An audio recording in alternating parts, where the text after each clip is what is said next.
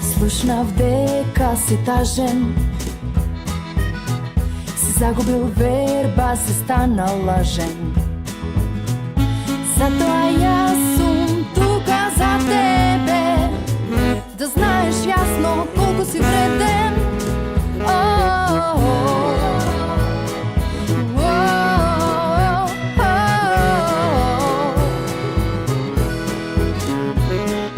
Среќа и љубов во секој човек, за подобар свет во овој наш век.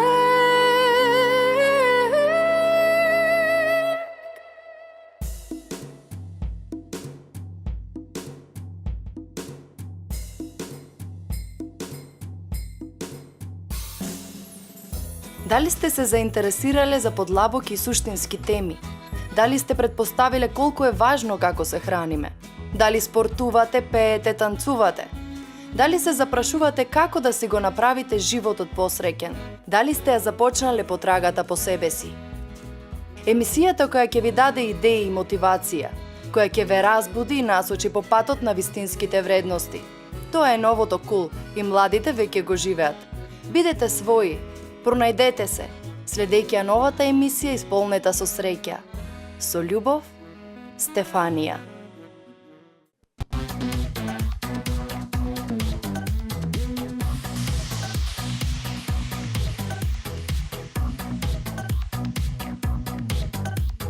I have been addicted to love because I was scared of him. I found you, my baby. I like the way you make me feel. You are taking me so high. We are falling in love. Oh, love. Yeah.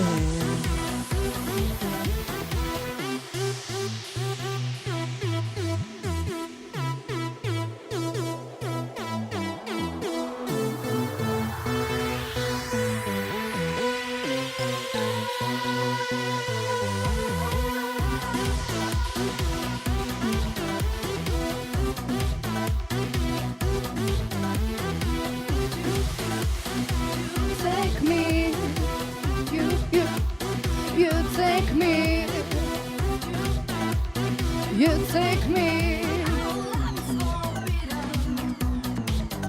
Our love is forbidden. Our love is forbidden. I have been addicted to love because I was scared of him. I found you, my baby. I like the way you make me feel. You are taking me so high. We are falling in love.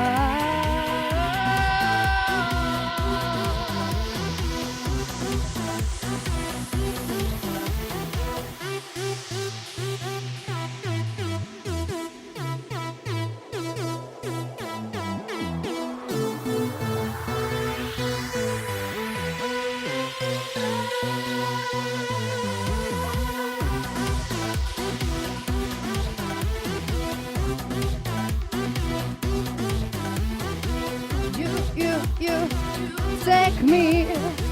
You take me.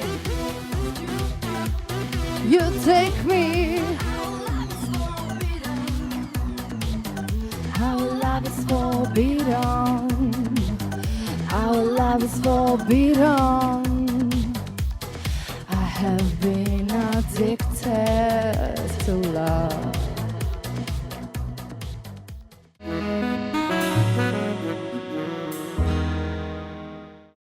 Многу е важно во нашиот живот да имаме вистинска подлога и подкрепа за правилно да ја изградиме нашата личност.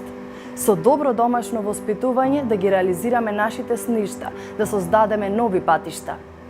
Во оваа емисија, на моја огромна чест и задоволство, ја поканувам жената која е борец за вистината и вистинските вредности, талентирана, креативна и неуморна. Жената која ги постави цврсто и моите уметнички темели, која го создаде мојот стил, мојата поддршка и инспирација и пред се, незаменлива и единствена моја мајка. Модната креаторка Анастасија Зулевска-Милевска.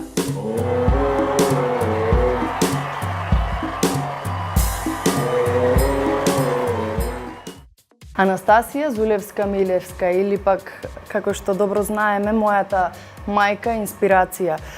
Многу ми е интересно и чудно истовремено кога седам во ваква позиција со мојата мајка или пак со мојот брат, затоа што секако јас ги знам нивните истории, но време е да ви ги пренесам и вам, затоа што секако за да бидам јас тоа што сум денес, таа стоела долги години позади мене, во секој случај како мотиватор пред се и како учител. Добре ми дојде во мојата емисија. Добре, те најдеш.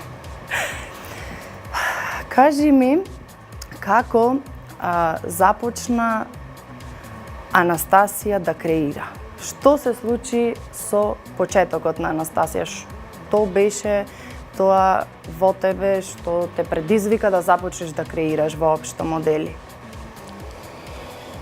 Па, почетоците можам да ги ставам во околината, фамилијата во која сум се родила и сум растела. Значи, тие почетоци ми ги пренесувале дека мојот дедо работел конфекција, зборуваме за 20-та година негде, и работел костуми по нарачка, работел други модели и тие приказни многу ми биле интересни како дете. После тој развиток продолжува кај мојот татко, кој почнува исто така да работи конфекција, но по некои други принципи за кои прераснувал спрема времето, уствари тој се прилагодува на времето.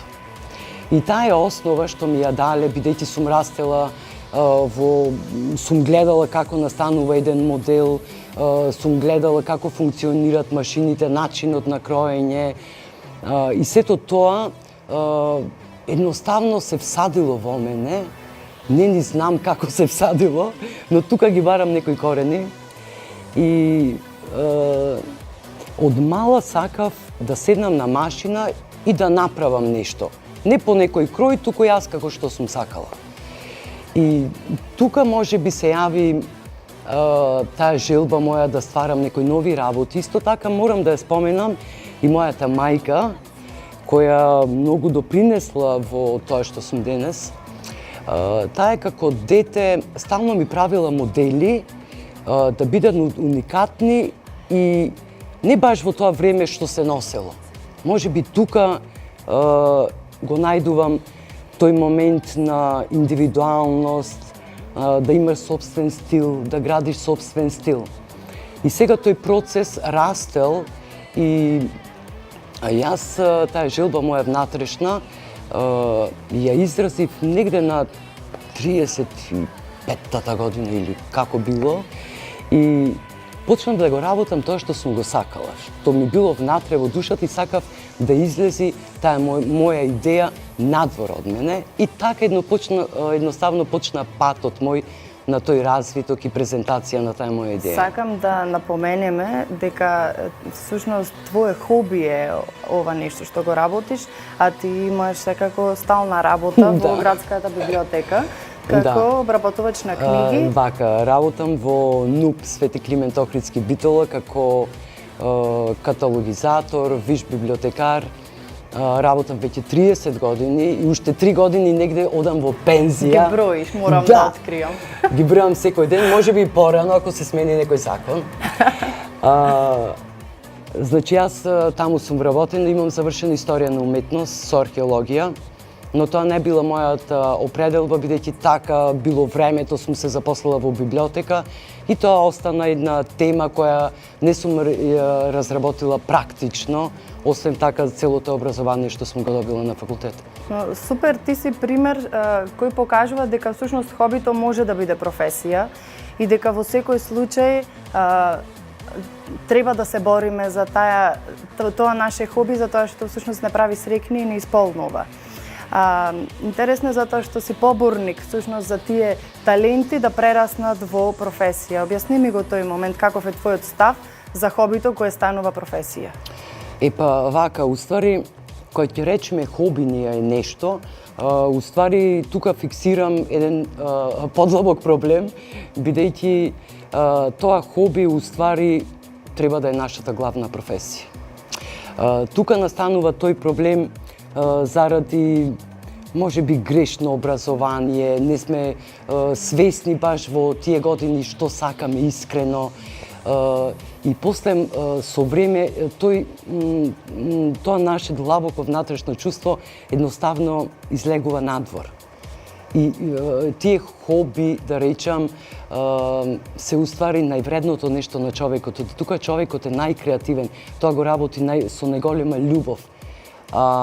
Например, запослување, така се запослуваме под некои норми, по некој, за да имаме сигурна екзистенција. Но мене искрено тие норми многу ме ограничуваат. Знаете, ме држат во некоја ограда и стално барам тие огради да ги рушам, да најдам некој прилагодлив момент да ги балансирам сите тие работи. И едноставно таа борба и кај младите знам каква е и затоа стално ги советувам да го работат тоа што го сакат најдлабоко во нивната душа, бидејќи тоа е правилниот пат, бидејќи на тој начин ќе се изградат како вистински личности, нема да бидат фрустрирани личности, ќе сакат се околу нив бидејќи тие се среќни и исполнети. Кажи ми, всушност, твојата слобода се гледа преку твојот стил на облекување, твојот стил на мислење, твојот начин на правење на фризури. Воопшто се гледа преку тебе. Значи, ти си една од похрабрите личности кои се борат за таа слобода и веќе нам не е јасно дека веќе до некој степен си се изборила за таа слобода. Значи, свативме дека и всушност начинот на кој младите можат да достигнат својата слобода е преку реализирање на сопствените сништа и правење на тоа што треба да го прават. Кажи ми ги всушност твоите дела за ревиите. Ме интересира што се има случувано. Да, морам да те прекинам малце. Да? Тоа што рече, јас го изразувам тоа преку надворешноста моја, така преку начинот на облекување, фризури или општо пристапот кон животот. Знаеш што не е само надворешност. Тоа е уствари внатрешноста на твојата душа. Кога ќе успее човек да излези од таа своја крутост, од предрасуди, од влијание на надворешниот свет, едноставно се пронајди сами од себе си. Јас тоа го правам во овие мои 58 години. Од првиот момент, бидејќи како мала сум сакала многу искреност, многу вистина едноставно сум сакала. И јас, уствари, преку овој мој начин, тоа е манифестација на мојата слобода. И не само слобода во една човечка, обична смисла, да речам. Или бунтовна смисла. Не мислам така. Мислам на духовната слобода. А таа духовна слобода се гради во текот на животот со осознавањето на самиот себе си. И таа духовна слобода едноставно стално ги спомнувам тие вистински вредности на живеењето. Тоа е да бидеме искрени кон себе, да се слушаме самите ние, да се слушаме срцето, да си го слушаме, бидејќи тоа никогаш нас не лажи.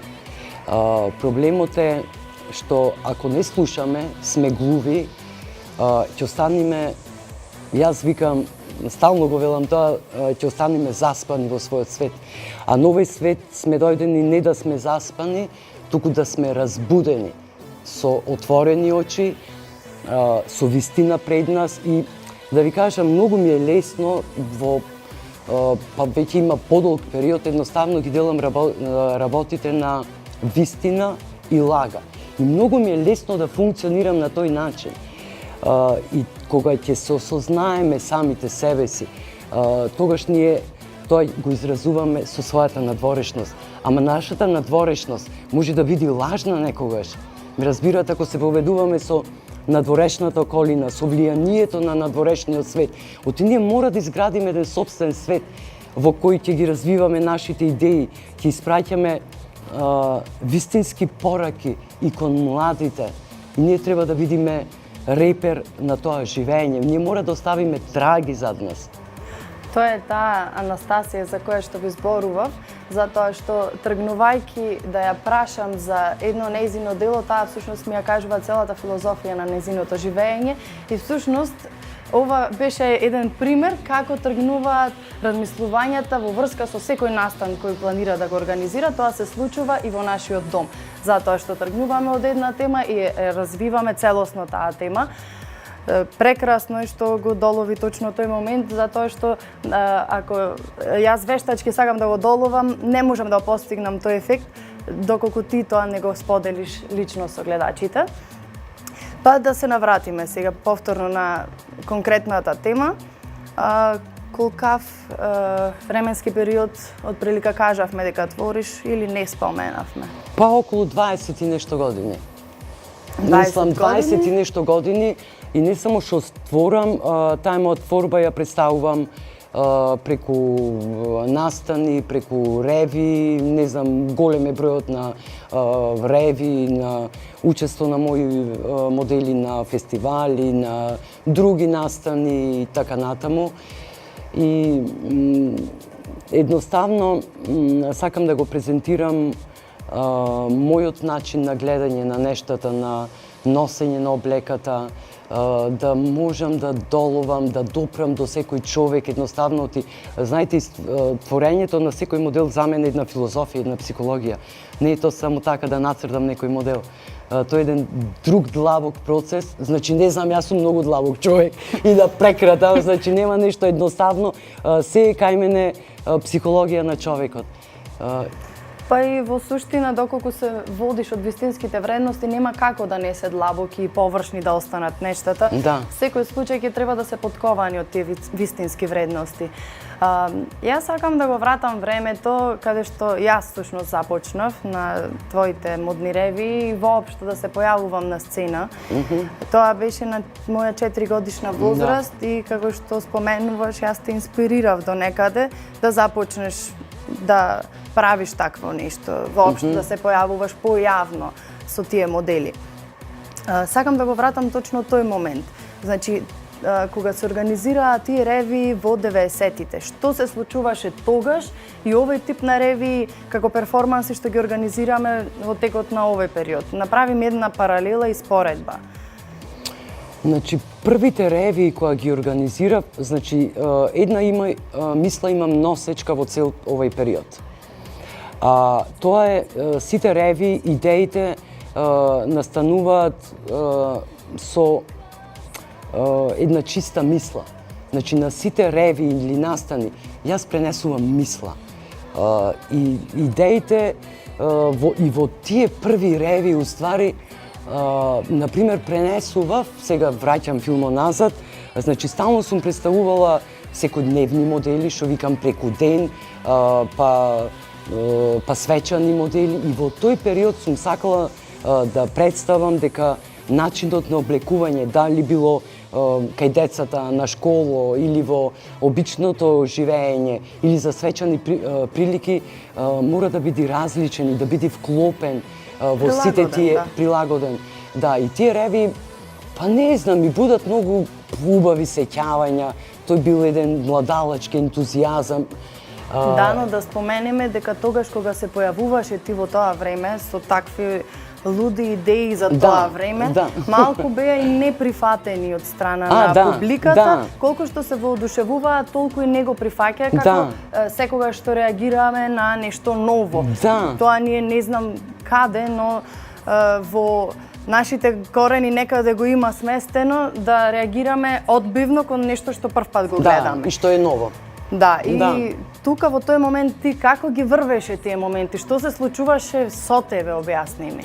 Па во тие моменти сигурно е човечки да ги чувствуваш сите тие зборови и сум ги слушала дури директно.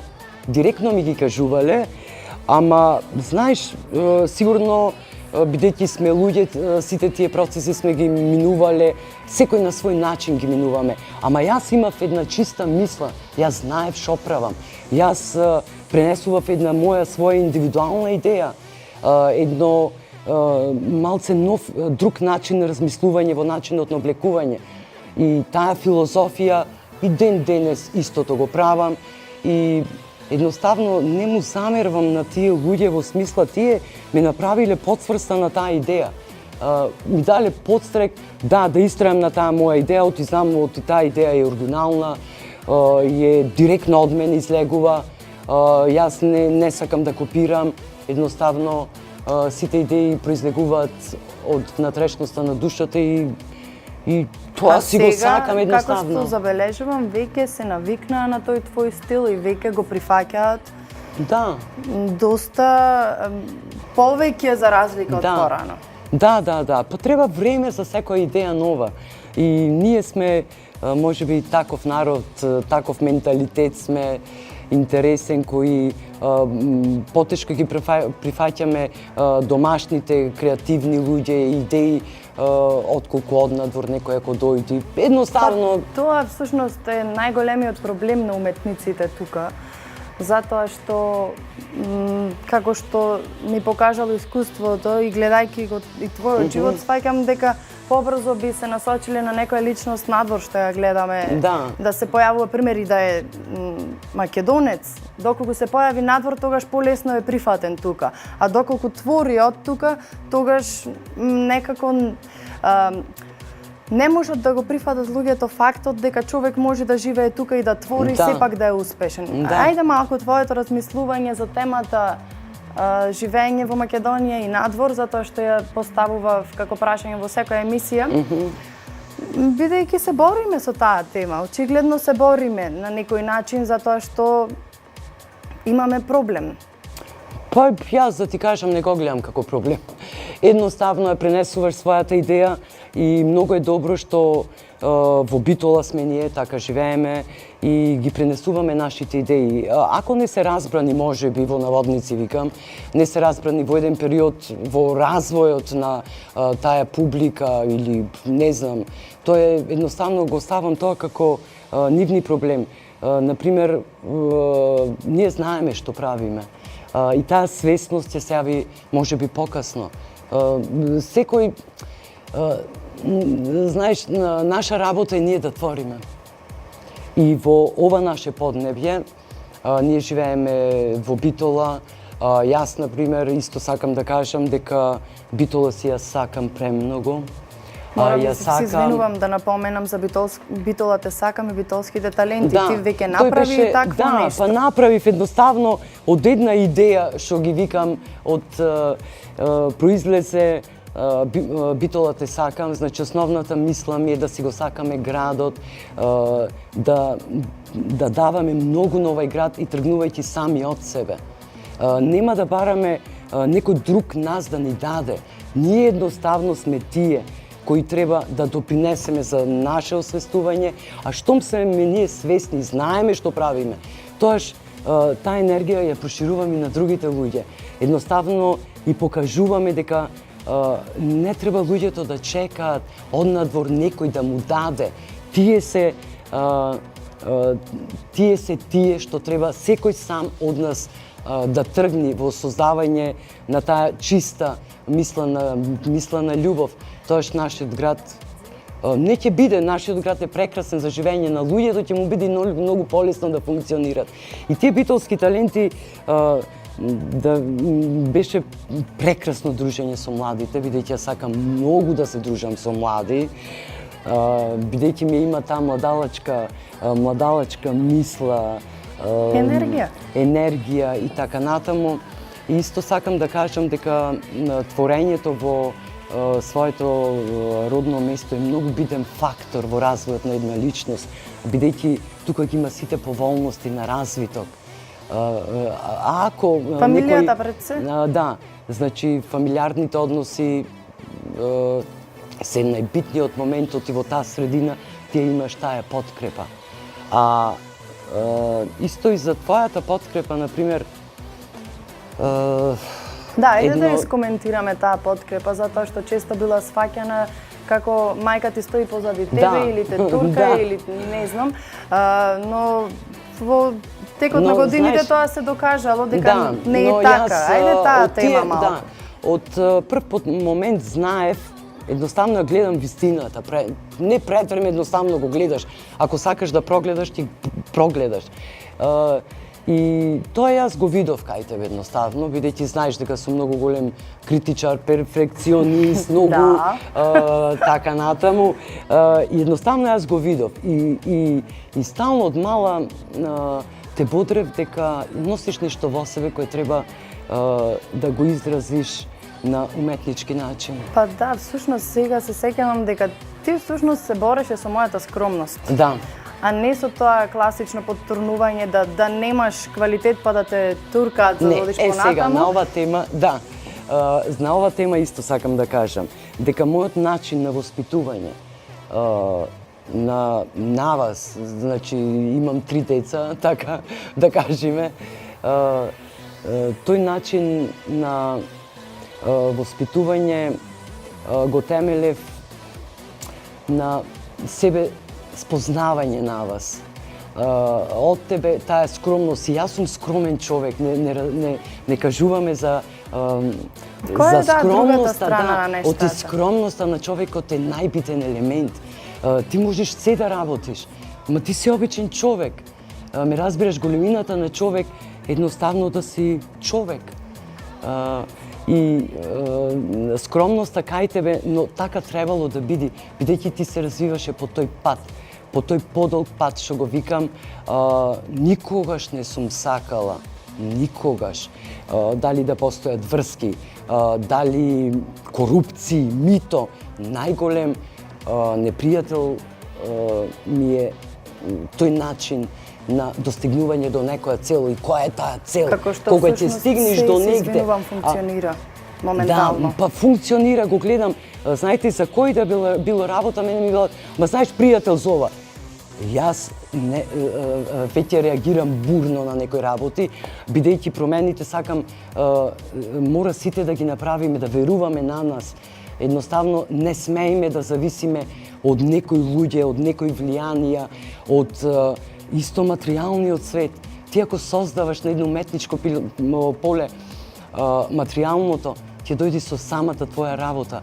И тие се моите зборови кои цело време ти ги кажував и ти едноставно ги послуша едноставно. Да, почнав да ги применувам да дефинитивно. Да ги применува, мислам, ти ги применуваш од мала, не си можела ни по инаков пат да се развиваш, но сето тоа воспитување делува е многу битен фактор во развитокот на една личност. Бидејќи спомнавме домашно воспитување и твоите 3 деца, многу ретко го кажуваме кој е третото дете, затоа што така се налага ситуацијата, не со одредена причина, но може би сега ќе започнеме и малку почесто да ја споменуваме таа тема со цел подигнување на свеста кон тие личности. Те молам малку повеќе да раскажеш за нашиот најстар брат Игор во фамилијата, која е неговата приказна? Па неговата приказна, неговите повреди настанаат на самиот пороѓај и едноставно почна се одвива една друга приказна во мојот живот. Таа приказна, тоа е една, знаете, малце се разликува животот на мајка со здрави деца, да речам, и еден член кој е со посебни потреби. Разликата на животот е многу голема. Но тоа те прави многу посилен човек. Едноставно, тој процес на соочување со тоа што ти се случило е многу голем и длабок процес и тоа освестување, уствари да се помириш со фактот дека детето има проблем е најтежок и најболен момент во донесување и во растење на тој проблем. Кога ќе се соочиш со себе и ќе го примиш тој момент како нормален процес на развиток и кој ќе сватам, некој ќе сватам, тој бил давно тој процес завршен и кога ќе сватиме дека таа личност, јас уствари Игор го третирам како нормална индивидуа со своји потреби, ако не може да се изразува, но ние едноставно го разбираме што сака. Ние едноставно Неговата диагноза е церебрална парализа. Тој има колку години? 37. 37 години. Значи ти се соочуваш паралелно и со тој проблем, и заедно ние заедно со тебе секако. Во разговори со други мајки, секако кои се соочиле веќе со овој проблем, достигаме до заклучок дека всушност тие мајки или тие луѓе кои се во окружување со луѓе со посебни потреби стануваат вистински луѓе и започнуваат да ги чувствуваат овие зборови кои ги зборуваме, вистински вредности, основните среќа, љубов. Да. И веќе ги чувствуваат многу длабоко и тие се првите кои реагираат на тие зборови. Нашата цел е да ги освестиме и другите луѓе кои не се допрени од овој проблем, да започнат вистински да ги чувствуваат тие зборови. Можеби... Вистински, да, сакам да кажам. Знаете, еве, правевме перформанс, сега во библиотеката сме правили други настани. И едноставно луѓето кои ќе го погледнат тој настан, ние тоа го правиме со многу длабоки побуди, идеи и така натаму. Да, во тој момент луѓето се, знаеш, реагираат, дури солзи имаат, жал чувствуваат, но нас не ни е пораката таа. Тие луѓе треба да ги освестат тие моменти. Знаете, во нашиот менталитет е кој ќе видиме вака луѓе со некои проблеми, викаме пу. Знаеш? Да. И тоа е едно длабоко нешто кој стои во човекот. Знаете, ама тој проблем е универзален. Треба да започне да се прифаќа проблемот со љубов и да сватат дека всушност тие луѓе, деца, млади со посебни потреби, тие всушност даваат многу љубов и разменуваат огромна енергија. Но се надеваме дека брзо ќе започне да се подигнува свеста околу оваа тема. Ние нема да ја форсираме таа како проблем, туку како нешто кое треба да не пробуди сите.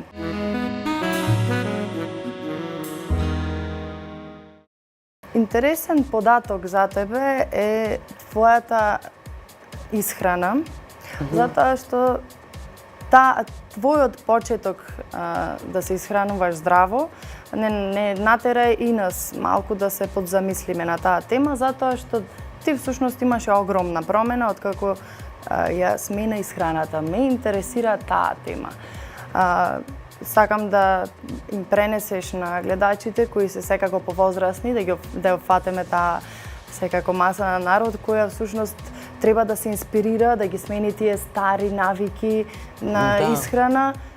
Ајде малку да разговараме на таа тема. Што се случи со тебе и како гледаш на таа тема? Види вака, со промената на исхраната дома, сигурно и јас сум имала и основа некоја. Значи, Дарко се хранил на тој начин. И ти си се хранила, но јас не ја имав промената кај мене направено. Едноставно дојде момент кога почнав да правам некои промени во начинот на исхрана. Тие промени од почетокот се многу тешки, бидејќи имаме навики кои сме ги создавале во целиот свој живот. Но кога осознаев дека тој здрав начин на исхрана,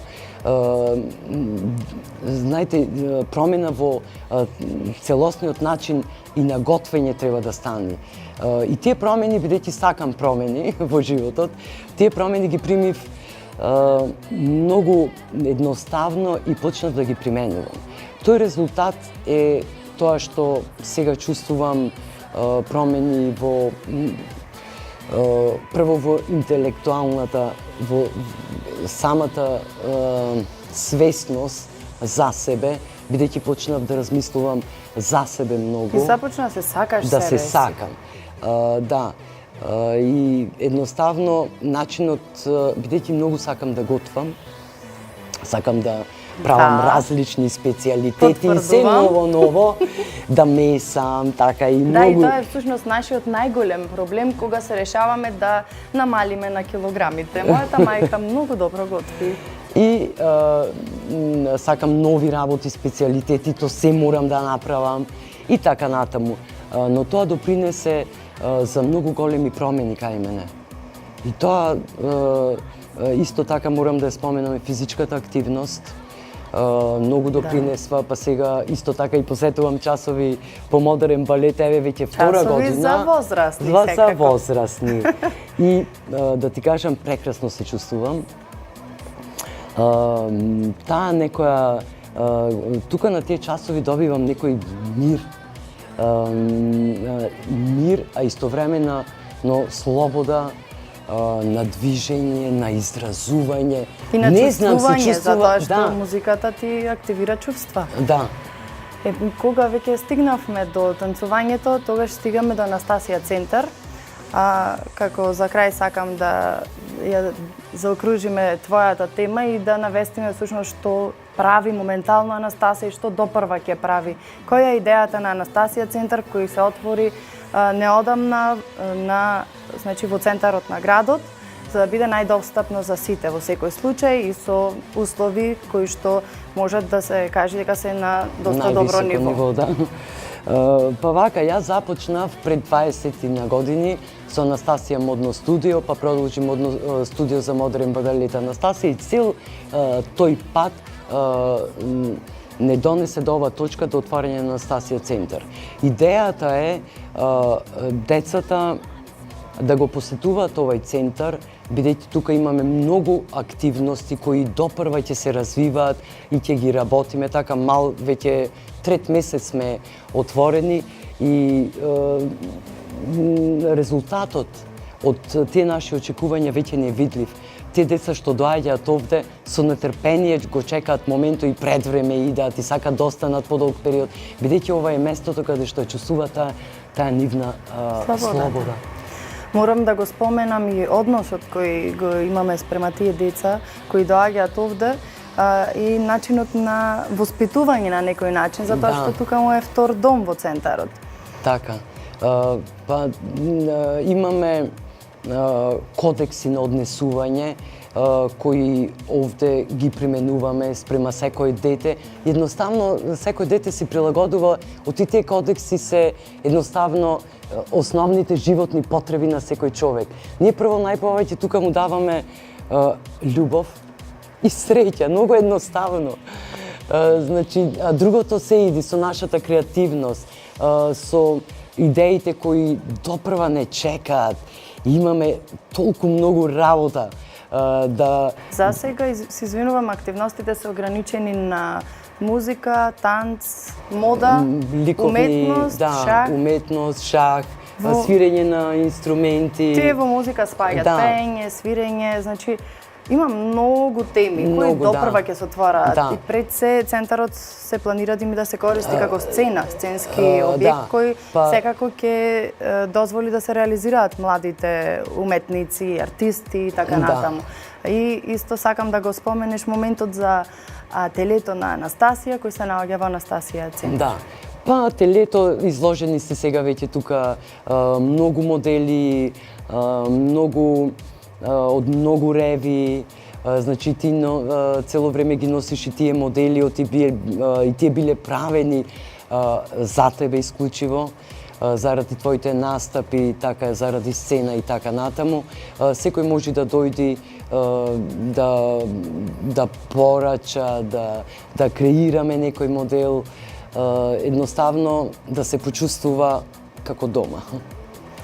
Прекрасно, ти благодарам Анастасија како креаторка и гостин во мојата емисија и секако моја и незаменлива мајка. Се надевам дека успеавме со овие разговори да доближиме некој дел од нашата душа и срце до вас, затоа што сите активности скоро што ги правиме се заеднички активности и секако доколку не пратите нас, ќе можете да добивате од нашите информации кои секако секогаш се поврзани со среќа и љубов. Ти благодарам уште еднаш.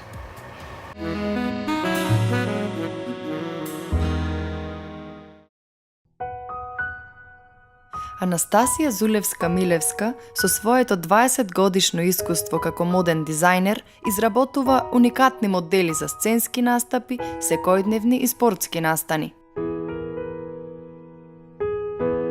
Организатор е на околу 50 модни ревии, перформанси, културни настани кои се поврзани со деца, млади и возрастни.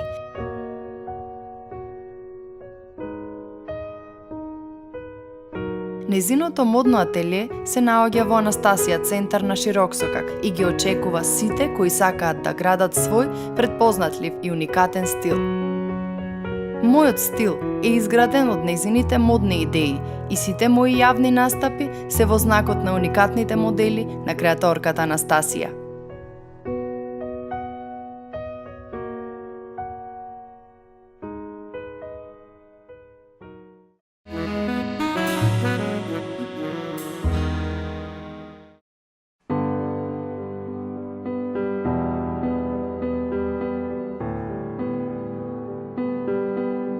Во текот на изминатите емисии напоменавме како треба да обрнуваме внимание на себе, како треба да се храниме, што се треба да правиме за да бидеме здрави.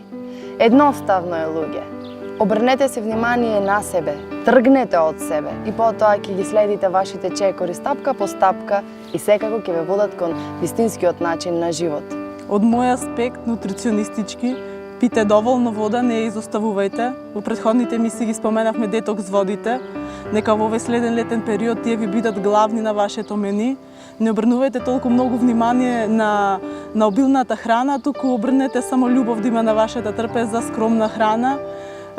Движете се и сакајте се. Здравието барајте го во природата, во свежината. Јадете што е можно повеќе свежа храна, во онаква форма како што Бог ни ја дарувал, зашто живата храна живот дава.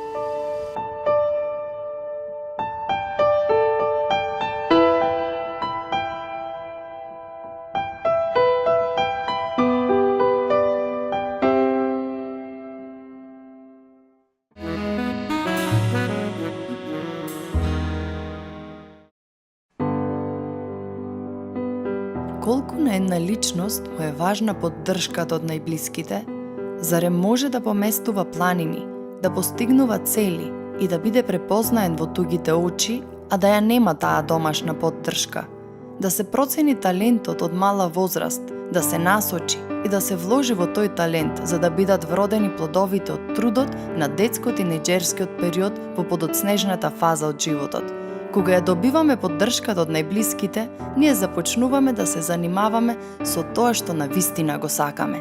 Нашата професија ни носи радост и исполнетост. Спокојно се надоградуваме и имаме можност нашето знаење да го споделиме и со другите. Едноставно зрачиме со позитивна енергија и среќа, затоа што тој што ни го мисли најдоброто и тој што има безрезервна љубов кон нас, не ни го попречил патот, ни дозволил да бидеме слободни и благословени. Да го почитуваме ближниот наш и да му дадеме максимална поддршка да биде тоа што навистина е. I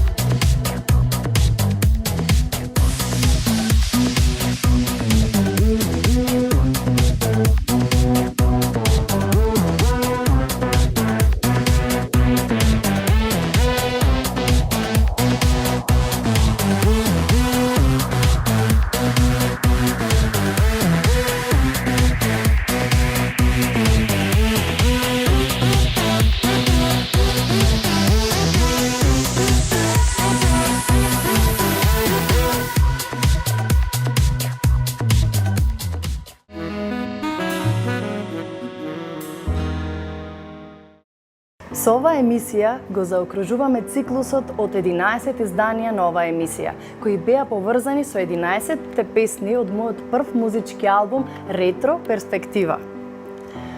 Сите кои сакаат да го добијат албумот, можат слободно да ме контактираат на мојата Facebook страница Стефанија Стефанија.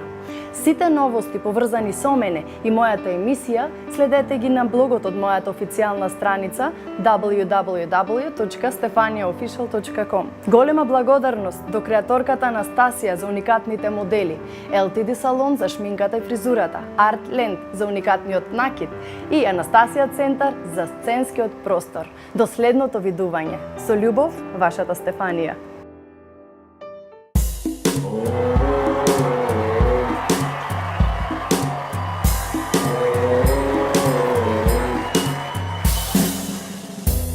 Слушнав дека си тажен,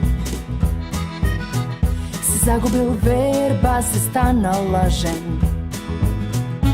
Затоа јас сум тука за тебе, да знаеш јасно колку си вреден.